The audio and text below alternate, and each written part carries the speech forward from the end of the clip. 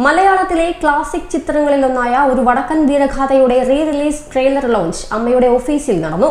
Cinema താരങ്ങളായ മോഹൻലാൽ, മമ്മൂട്ടി, സുരേഷ് ഗോപി എന്നിവർ ചേർന്നാണ് ട്രെയിലർ റീ ലോഞ്ച് ചെയ്തത്. അടുത്ത മാസം 7-നാണ് ചിത്രം തിയേറ്ററുകളിലെത്തുക. ഗൃഹലക്ഷ്മി പ്രൊഡക്ഷനിലൂടെ മലയാളത്തിന് സമ്മാനിച്ച മികവുറ്റ സിനിമകളിലൊന്നാണ് ഒരു വടക്കൻ വീരഗാഥ. ചിത്രത്തിൽ അഭിനയിച്ച വിനീത് കുമാർ, ജോമോൾ, രാമു എന്നിവർ സന്നിഹിതരായിരുന്നു. അന്തരിച്ച നിർമ്മാതാവ് PV ഗംഗാധരന്റെ കുടുംബാംഗങ്ങളും റീ ലോഞ്ചിന് സാക്ഷ്യം വഹിച്ചു.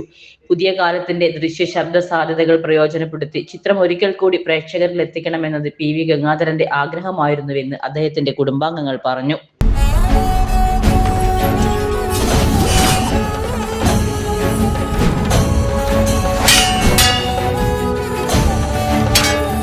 മൊഴിയില്ലാതെ ആങ്ങളെ ചതിച്ചു കൊന്നല്ലോ ഒരാൾ.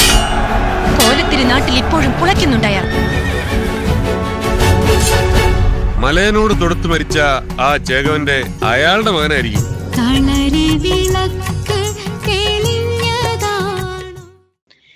1989 ആദ്യമായി സിനിമ തിയേറ്ററുകളിലെത്തിയപ്പോൾ വലിയ വിജയമായിരുന്നു.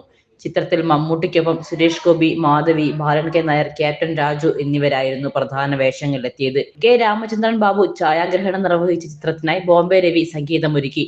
MS മണിയായിരുന്നു എഡിറ്റിംഗ്.